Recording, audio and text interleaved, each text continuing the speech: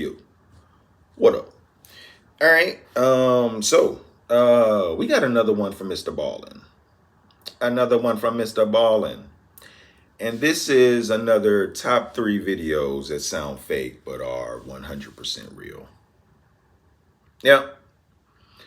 You know, sound like they're straight out of a science fiction movie or horror movie. You know, but I don't know how much more unbelievable or, how much more fake sounding they can be. Like, we've heard some pretty wild stories. All right, let's check it out. Here we go. Sometimes the truth is stranger than fiction. And today we're going to look at 3 stories that demonstrate that. But before we get into today's stories, if you're a fan of the strange, dark, and mysterious delivered in story format, then you come to the right channel because that's all we do, and we upload 3 or 4 times every week. So if that's of interest to you, the next time you're in a very crowded parking lot and you see the like button driving around looking for a spot, flag them down and point to your car suggesting you're going to leave, and then go to your car and stand there fumbling for your keys for a few minutes, and then just walk away. Also, please subscribe to our channel and turn on all notifications so you don't miss any of our weekly uploads. All right, let's get into today's stories. The truth is stranger than fiction. The truth is scarier than fiction. Mercy. In 1918, during World War I, British soldier Henry Tandy found himself stationed inside of a trench in northern France. By this point, Henry was already considered a war hero, and he would go on to become the most decorated British soldier in World War I. But his awards are not what he is remembered for. On September 28th of that year, after a long day of fighting, Henry was propped up on the edge of his trench looking out towards the German line. It was dark and quiet, and there was mist in the air, and at some point, Henry noticed a figure way off in the distance walking towards him. Henry instinctively raised his rifle, but he didn't pull the trigger. He wanted to make sure who he was shooting was his enemy, because it could be one of their own men who got wounded and was making his way back to the trench. And so Henry's looking down his gun, staring at the sky, waiting to figure out who he is, and after a few seconds, out of the mist walks a badly wounded German soldier, so it is his enemy, but he wasn't carrying a weapon, and he didn't appear to understand he was walking directly into Henry's sights. Henry aimed his rifle right at this German man's heart, but he didn't pull the trigger, and the man just continued to walk directly towards Henry until he got about 30 meters away, at which point he stopped and looked up and realized his mistake. But instead of trying to run away, he just stood there and stared at Henry, seeming to accept the fact that he was about to die. Now, Henry had shot many men during the war so far, but he just could not bring himself to shoot this unarmed, wounded German who just looked kind of pathetic. And so with Henry's gun still up, he glanced to his left and he glanced to his right to make sure nobody was watching, none of his comrades were going to see this, and then he lowered his gun. And then Henry and this German man just stared at each other for a while until the German man just nodded his thanks, turned around, and wandered back into the mist out of sight. The man Henry had just saved was Adolf Hitler. Oh, what? In the early morning hours of June 10th, 1994, Deborah Hoyt suddenly woke up in the middle of the night. She and her husband were staying with relatives in Sacramento, California, and they were supposed to be there for the next couple of days. But as she was sitting there, she had this overwhelming urge to want to leave right then and there and head back to their home in Lake Tahoe. Because she didn't really know what to make of this overwhelming feeling, she shook her husband awake and told him about it. She thought that maybe something was wrong, and he said, you know what, you probably just had a bad dream and you're kind of waking up still half in your dream. It's not a big deal. Just go back to bed. I'm sure everything is totally fine. And in the morning, if you still want to, I'd be happy to leave. And so Deborah said, yeah, you're right. I'm totally overreacting. I'm sure it was just a dream. And she laid back down to try to go back to sleep. But as she laid there, that sense of dread that something was wrong and that she had to leave right now, it was just growing and growing and growing until she just jumped out of the bed. She's just standing in the room and she says to her husband, honey, we got to go right now. I don't know what's wrong, but we got to go right now. Let's go. And her husband did not want to go. You got to go. Come on, Deborah, get back in bed. It's not a big deal. But she was adamant. She said, get out of bed. We're leaving right now. And so begrudgingly, her husband said, okay, we'll leave right now. And so the two of them hastily packed up and then went got downstairs fast. and left a note for their relatives explaining their absence, and then they got in their car and they drove off. After a little while, the couple reached a very dangerous section of their journey back home. It was called Bullion Bend, and it was a very windy road up in the mountains where one wrong turn and you're going flying down the side of a mountain. After driving through this area for about 15 minutes, they rounded a particularly sharp turn, and as soon as they made the turn and could look down the road, Deborah, who was in the passenger seat, she saw up ahead on the right, off the side of the road several feet, something that was just lying there on the side of the road. She didn't know what it was. She thought it was maybe a bag or some trash or maybe a dead animal. And at first she was just going to dismiss it. But as her husband drove closer and closer to it, the light began to illuminate it, and she looked at it and couldn't really discern what it was until they were right next to it. And she looked out her window and she noticed it was a woman's body, a woman who had no clothes on, who was just lying there totally motionless. And Deborah immediately turns to her husband and says, "Honey, I just saw a dead woman on the side of the road." And her husband immediately is kind of panicked and doesn't slow down. He just keeps driving and says, "Hey, should we stop? Should we turn around? I mean, maybe she's not dead. Maybe we can help her." But Deborah at this point is now terrified, and she's saying, "No, keep going. Don't go back. I bet it's a trap. Someone probably put her there, and they're going to lure us in, and they're going to attack us if we try to stop and help her." And so in this kind of chaotic frenzy What's going on with her? Deborah and her husband are having, they decide that their best course of action is just to drive on and find the next payphone and call the police. And it just so happened that less than a quarter of a mile away was a ranger station with a phone. And so they pull into the parking lot and Deborah calls the police. The police tell her to wait inside of her car and they'll be out in a couple of minutes, and they're going to need her to bring them up to where she saw this body. So a couple of minutes goes by, the police show up, and they tell them to drive back up the road, but stop about 200 yards short of where you believe this woman's body is. And so Deborah and her husband, they get back in the car, they drive back up the road where they came from, and right at this point where the road turned very sharply is where Deborah knew on the other side of this turn would be this body. And so they pulled over on the side of the road, the police came up on their side, and they said, "Yep, right around the corner, you're going to find her lying on the ground on the left side." And so Deborah and her husband are just sitting in the car watching as the police go up, they make that turn, and they kind of disappear out of sight, and then they see their spotlight moving around on the other side of this turn, and so they figure, okay, they're looking for the body. But after several minutes, the police came back down the road, and they stopped next to Deborah's car, and they said, "You know what, guys? We didn't see anything up there. There wasn't a body. There wasn't anything out of the ordinary." And Deborah would say to police, "I'm not lying. I know what I saw. It was a woman's body right there in front of me. I know it. It's right over there." Are you sure you saw a body? And they would tell her that, "We believe you, but we can't do anything because there's nothing up there." And so they told Deborah and her husband to just head home, and they did. After Deborah and her husband took off and were gone, the two responding officers drove back to their police station, and once they were inside, they began speculating about what Deborah might have seen. And as they were talking, another officer came into the station, a guy by the name of Rich Strasser, and he overhears them, and he goes over. He's intrigued, and he asks them, "What happened? What did you see?" And they explained to him that this woman, Deborah, had spotted a supposed dead woman's body up on Bullion Bend. And as soon as he heard Bullion Bend, Rich remembered that just a couple of days ago, they had received a missing person report of a young woman named Christine Skubish and her young son named Nick, who had gone missing, and the last place they had been seen was up on Bullion Bend. And so Rich wondered if maybe there was a body up there, and maybe it was Christine's. And so the next morning, Rich got up early and he headed out to Bullion Bend. And when he reached the exact spot where Deborah had claimed to have seen this dead woman's body, he found a children's shoe. And so he stopped his car, he got out, he picked the shoe up, and he's looking around and he's looking for anything else that's out of the ordinary, but there's nothing on the road, there's no skid marks, there's no other debris, there's no other clothes, there's nothing. And so he walks over to the guardrail that overlooks this very steep embankment, and he looks down the other side, and at first all he sees is just trees everywhere, but as he's looking, he thinks he sees more clothing farther down the mountain.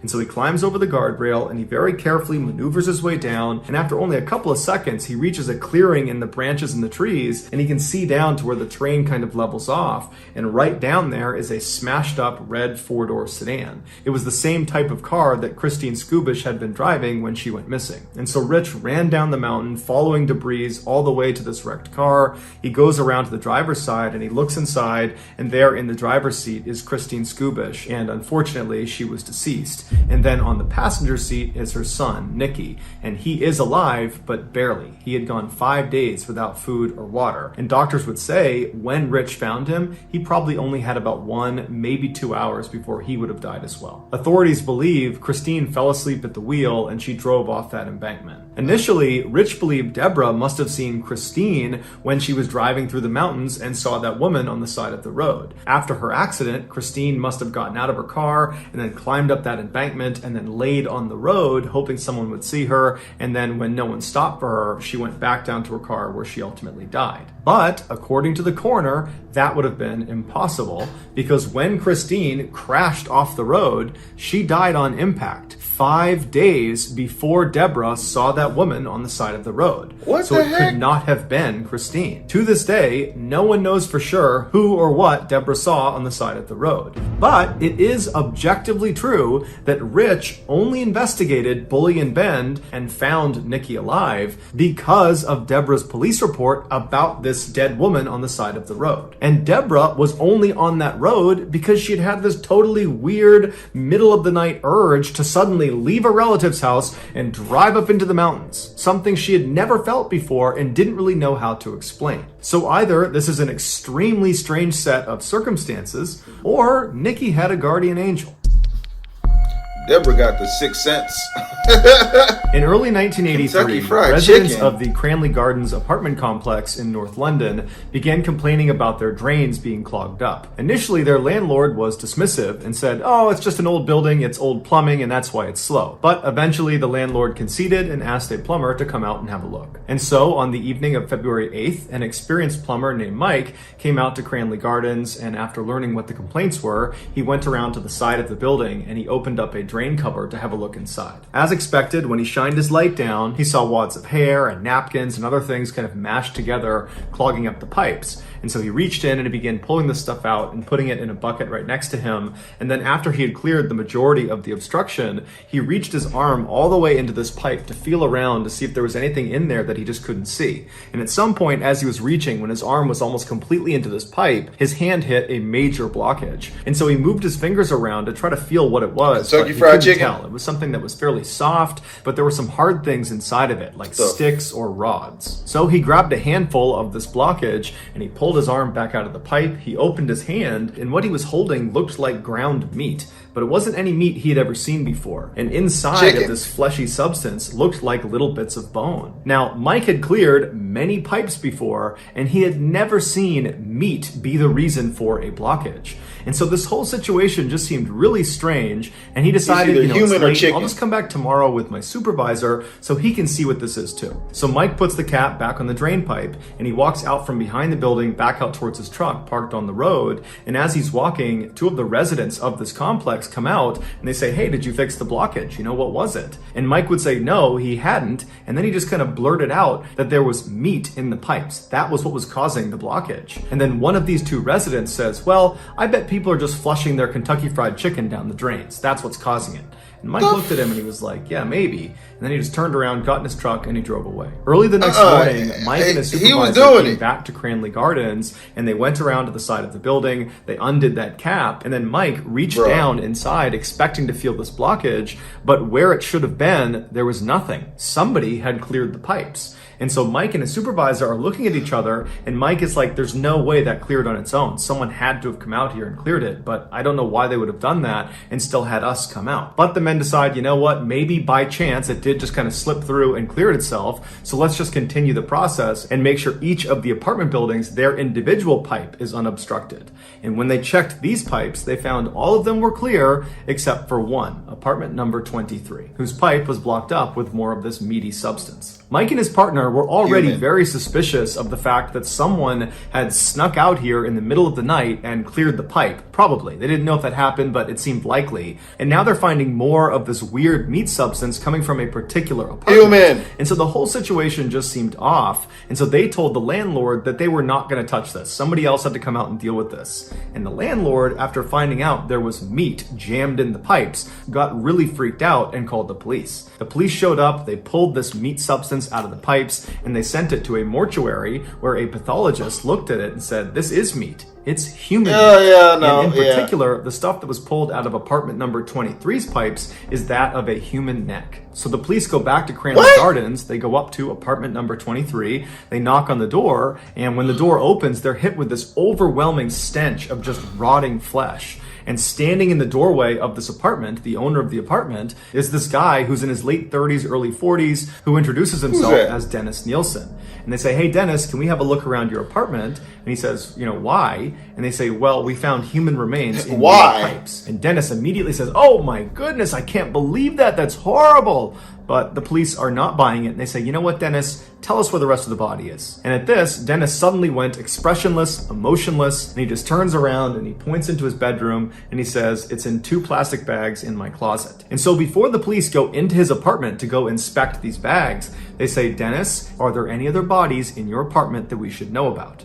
And Dennis sighs and he looks up to the ceiling and says, "Yeah, there's about 15 or 16 here. It's a long story. It goes way back. I'd love to tell it to you, get this off my chest, and I'll do it at the police station." So after Dennis was arrested and brought to the station, he told them his horrible story. It had all started 5 years earlier in 1978 when Dennis was 33. He was at a pub having some drinks by himself when a teenager came into the bar and attempted to buy an alcoholic drink, and he was denied service. And so Dennis pulled him aside and said, "Hey, I'd be happy to give you a drink at my apartment. It's right down the road." And the young man, whose name was Steven, was very excited about this and said, "Great, let's go." Once they arrived back and they were up in Dennis's apartment, the pair had lots of drinks and they were having fun and laughing. And then at some point, the pair climbed into bed together. The next morning, when Dennis got up, his new friend, Steven, was still sleeping right next to him. And he had this sudden, overwhelming sense of dread because he knew as soon as Steven woke up, he would see this as a one-night stand and he would just leave. He would not stick around and remain friends with Dennis. And Dennis just did not like that idea. He wanted Steven to stay. And so he looked on the ground next to the bed and he saw the necktie that Steven had been wearing was on the ground.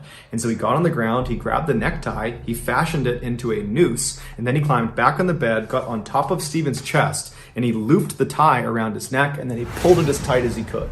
And as soon as it was tight, Dennis would tell police that Steven came alive. And he began reaching for his neck and kicking Dennis as hard as he could, but he just can't get it off. And at some point, Dennis said Steven just seemed to give up. He looked up at Dennis and knew he wasn't going to get this off and that Dennis was determined to kill him. And so Steven just allowed himself to go limp and then he slouched over. As soon as that happened, Dennis said he relaxed.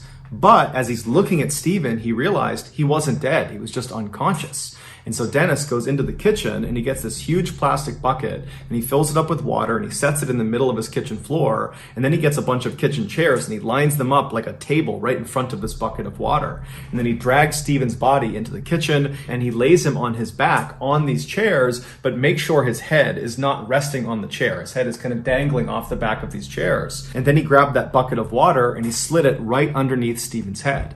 And then Dennis got on top of the chairs, on top of Steven, and then he pressed the young man's face straight down so his head went backwards until his mouth and his nose were under the water. And Dennis held him like that until Steven regained consciousness, but again, he didn't fight it. He knew he was doomed.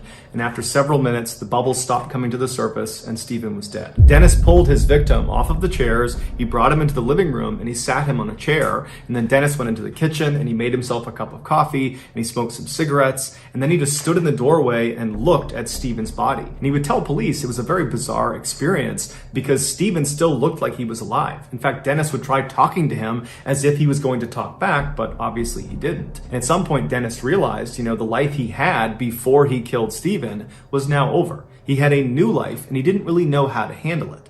And so the first thing he thought to do was to clean Steven. So he took Steven's body and he brought him into the bathroom and he gave him a very long bath, cleaned his body, cleaned his hair. And then afterwards he got him out, he dressed him and put him into his bed. And then Dennis climbed into bed with him and laid with him. And he would tell police as he laid there, he suddenly felt overjoyed. Steven was not going to leave him. He was going to stay here as long as Dennis wanted him to. Steven, after laying with him for some time, Dennis realized he had to find a way to hide Steven's body in his apartment so no one could find him. And so he left his apartment and he went to a hardware store where he got an electric knife and a big storage bin. And he brought them back to his apartment, and as he was about to cut Steven up, he just couldn't go through with it. So instead, he just climbed into bed and took a nap next to Steven's body.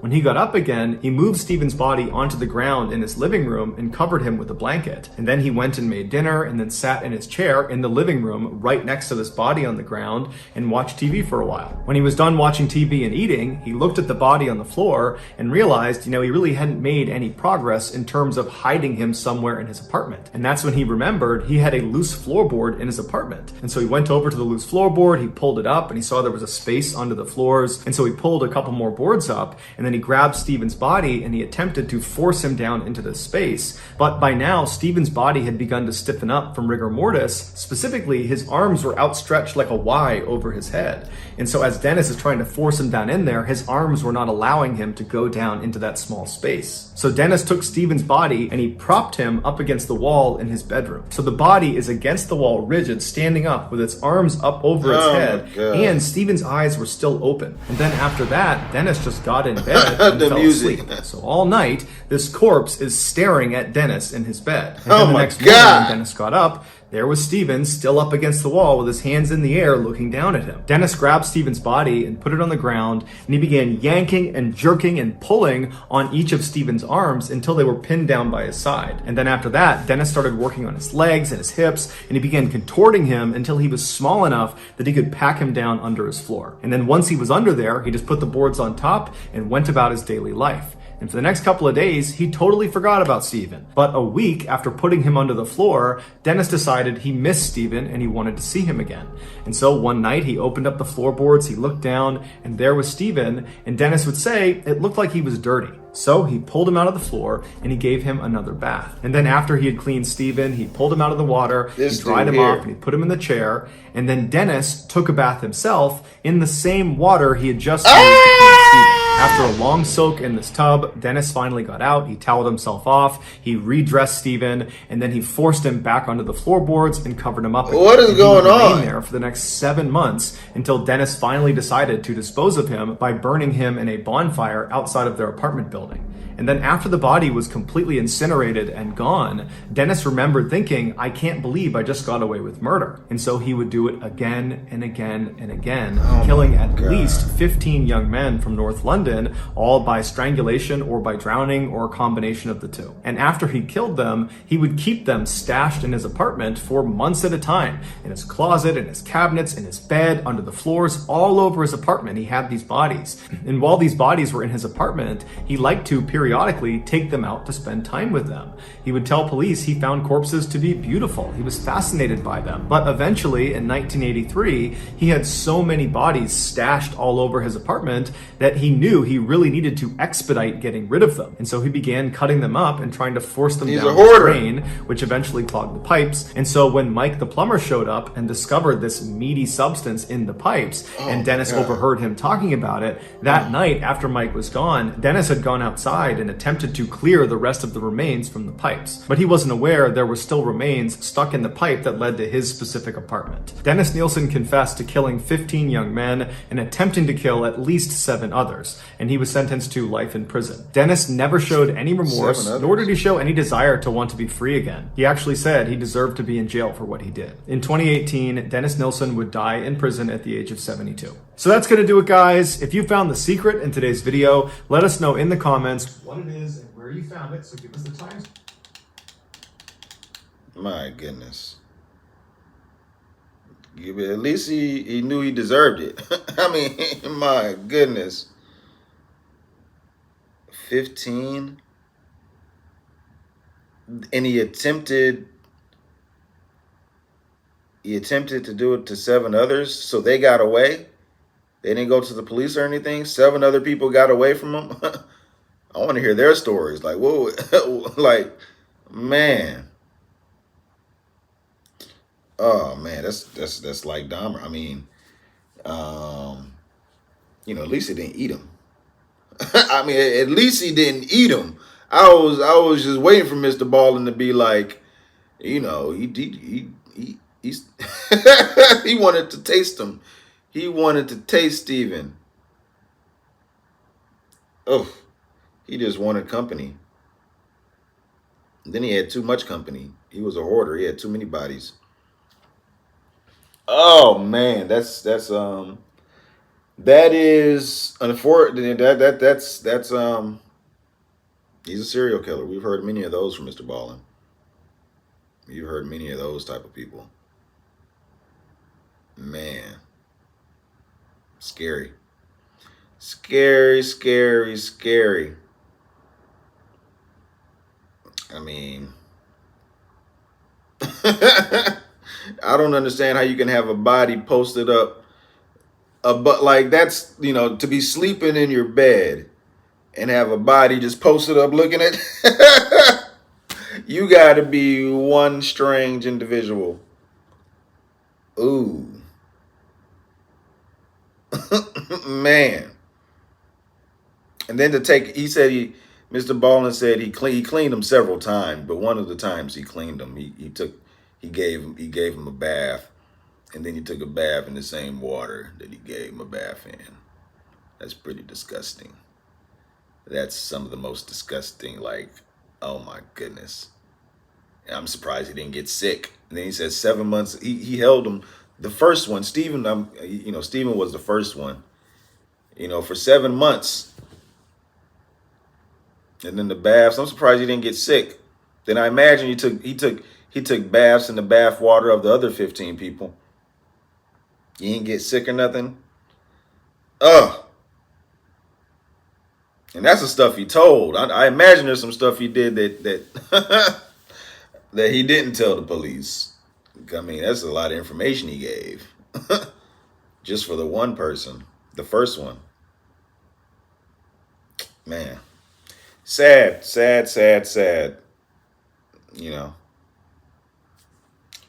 had a friend. Who knows what if Steven probably was going to be back the next day. Steven probably going to be like, yo, let's go out and get some drinks the next day. You thinking he going to abandon you. You just met him.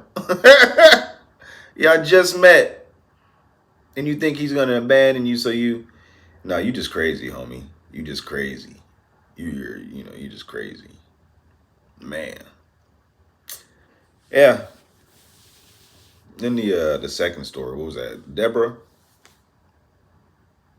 I mean, she got some type of powers or some type of. She got the sixth sense. She see dead people. I mean, at first, she wakes up in the middle of the night and tells her husband, "Yo, we got to get out of here." The first time I'd have been like, "What? What are you talking about? What's going on?" I think Mr. Baldwin said they were on vacation or something at like some family member's house, and in the middle of the night she woke up and said they had to leave the first time. I'd have been like, "It's okay, just go back to sleep the first time." But the second time, I'm like, "What's wrong? What's going on? Okay, let's go. Let's go home." I trust you. I trust you. Like, what are you seeing? What are you thinking? I mean, hopefully they had some type of conversation of what what the problem was. But then when she said she saw a dead person, I'd have been like, what? So you wake me up in the middle of the night. You got me driving in the middle of the night back home, and all of a sudden you see a dead person in the middle of the road. And then we get the police out here, and then the person's gone. But there was somebody down there. And she technically saved their life. I don't know. Before Mr. Ballin said that the coroner said that there was no way that she could have crawled up to the side of the road to flag somebody down because she died on impact. Before the coroner said that, I was like, yeah, that's possible. She could have. But then, if she died on impact, what did Deborah see? What did Deborah see? And then why was she naked? That's why I was like, why would she be naked? I don't understand that. And if she died on impact, all her clothes would be on. But didn't the police say that they saw like a trail of clothes? That's what they followed. They saw like a trail of clothes leading down. Then they saw the Jeep. So how did clothes come off of them if they didn't get out the Jeep, and if she died on impact, and if the boy was just in the seat? I don't know. Weird story. Weird story. Deborah's got the shining. Deborah got some powers. That's not the only. I guarantee you, Deborah be having some weird stuff going on in the house that the husband got to deal with on a daily basis. That's not the first time Deborah woke up in the middle of the night. It's not gonna be the last. Man. Then the first story, is that true? What did he? How do we know that's true? That he saw Hitler and that he didn't take the shot. I mean, you don't know who Hitler is at that point, but I mean, how do we know that? How do we know that's true? I don't understand how we can verify that. Is that a story that both of them told that and it synced up and it was like, oh yeah, okay. I don't know. I don't understand how that's. But man, yeah, could have changed history. Man, you know, you want to be compassionate. He's unarmed. He is unarmed. And he is confused, stumbled across. But hindsight is 2020. Ah, go back in time to that man and say, take the shot, take it. But he is unarmed. Take the shot. Ah, man. But yeah, all these stories. I mean, the first one, yeah, that's probably the most unbelievable story. I need to see some proof. Like, how do we know that actually happened? But the other story, the last story, the serial killer, we've heard that story before. We've seen that story before multiple times. We've seen those type of people before. So yeah, that was totally believable. That was totally believable. But yeah.